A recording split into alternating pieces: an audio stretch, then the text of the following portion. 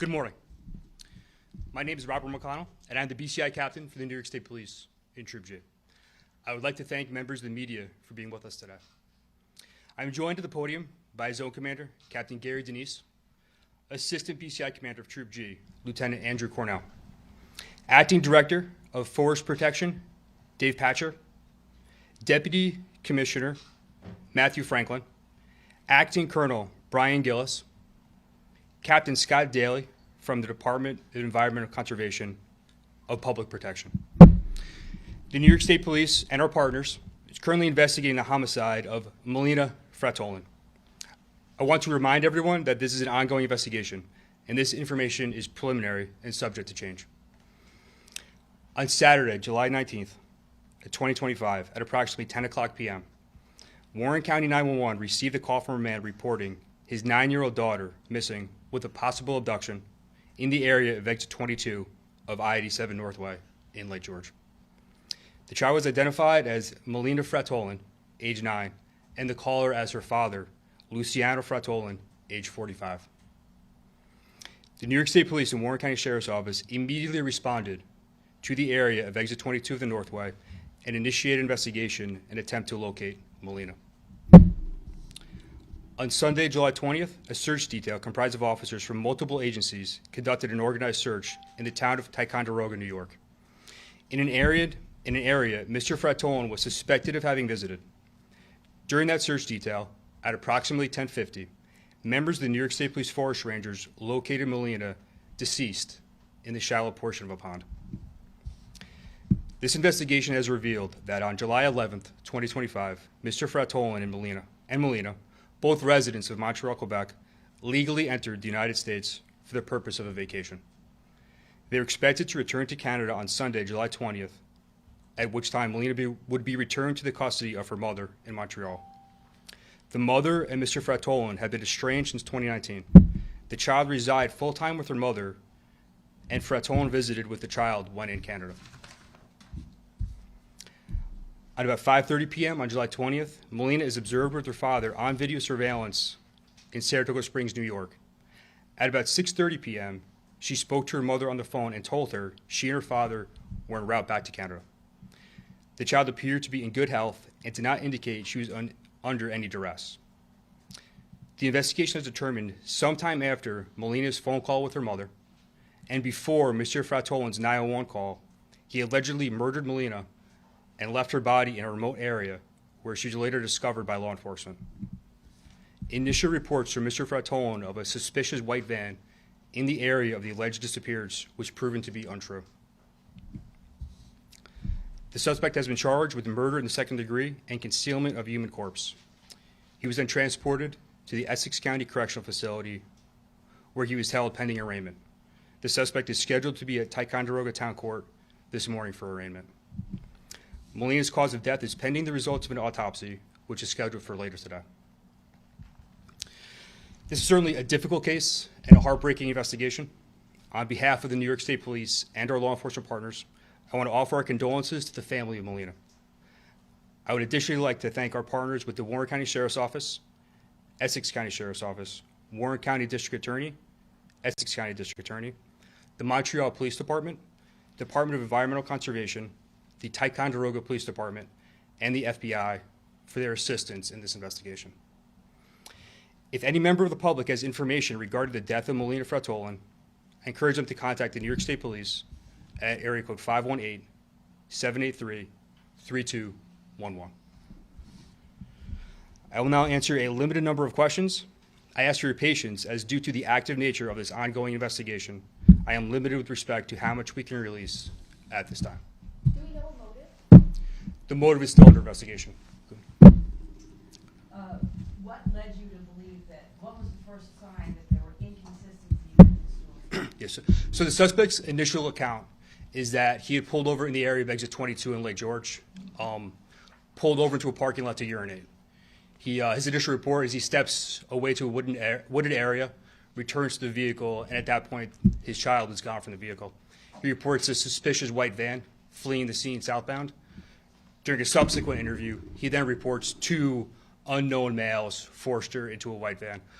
That lead was thoroughly investigated, and disproven. Do we know the cause of death yet?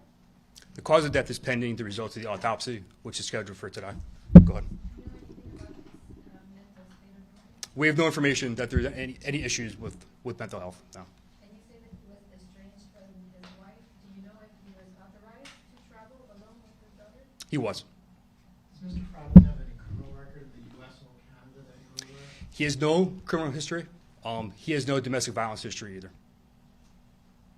How cooperative was Luciano in the discovery of her body? I cannot provide any information with regard to that at this point. How will it work since they're both Canadian citizens? How will you try? I don't want to speak to the prosecution, but he'll be charged and prosecuted in New York State. What led you to Ticonderoga? I don't want to divulge too much with respect to law enforcement technology or the tools we use, just to say that we focus our search area at Ticonderoga based on inconsistencies in his initial account, as well as some technology available to law enforcement. Where did the 911 call emanate from? The suspect, No, geographically. Where was Warren County. Okay. Was it in Lake George, though, or was it? It was the area of Lake George, correct, in the area of exit 22. Forgive me if this was already covered. What are the charges? Murder in the second degree and concealment of the human corpse. In terms of the Amber Alerts, I know there's been reports of some people getting it, some not. Can you just tell us what the process was in issuing the Amber Alerts and what time? I don't have the time in front of me, but I can tell you just any time an Amber Alert is issued, there's a balance between providing prompt information to the public, but also ensuring that information is accurate and reliable. We don't want to numb the public with unvetted alerts. So in this case, it was difficult to confirm some of the initial information provided by the suspect. Do we know what reason they were visiting the U.S. and where they were visiting? It was just a vacation. It was a planned vacation. They visited a couple locations in Connecticut as well as New York. They were most recently in New York City. You said surveillance was in Saratoga Springs. Was that the last piece of surveillance you received, or was there anything more to that? That's correct. Could you just go over the timeline one more time? I do not have the timeline in front of me. What was the surveillance? Where was that? Was that a business? Or? It was at a restaurant. Do you know about how many officers were devoted to this search? I can't give you a number. It would be measured in the dozens. The Warren County Sheriff's Office sent every resource available to investigate this right at its inception. Same with the New York State Police. We had us in conjunction with the law enforcement partners. We had aviation, drones, K-9, investigators, uniformed troopers. Every resource we had to bear, we applied in this investigation. Where will the arraignment be held today, and do you have a time? I don't have a time. It's scheduled for today in town of Ticonderoga Court. Just to clarify, you said the body was found in shallow water? In the shallow portion of a pond in a remote area. That's correct. What area was that? We're not divulging the location at this point. Did it appear that he had tried to conceal her body? Yes. How do you think the response was? You had a multi-agency search in a very short period of time. How did that work for you? How do you think that went? Public safety is always our number one priority. While these cases are very rare, they are incredibly tragic. And I just want to ensure the public that the New York State Police and our law enforcement partners will always utilize all available resources to apprehend any offenders that endanger children. Can you talk at all about how difficult this case was involving a 9-year-old girl? It was very difficult. It's very emotional. I was at the command post when we received notification that she was deceased. It was very difficult and emotional. At that point, though, the best we could do is provide some measure of justice to the family, and we are just fortunate we're able to do that in this case. Did he stay, within police presence after that 911 call, or was he under any sort of observation? I'm sorry, can you say that again? After Luciano made the 911 call, did he stay under any sort of observation by police? Was he, I guess, in sort of some sort of police presence up until his arrest? Yes, he reported this. He fabricated the initial report of the abduction, and he was in the custody of police from that point on. Take one more question, guys. Can you say if the mother, I'm sorry, did you say if the mother had any concerns about the safety of her daughter while she was with him? She had no concerns for her daughter's safety while she was with him. She knew that he was taking her on this trip to the States. Law enforcement was in contact with her as well as Montreal PD during the course of the investigation. Thank you. Guys so much.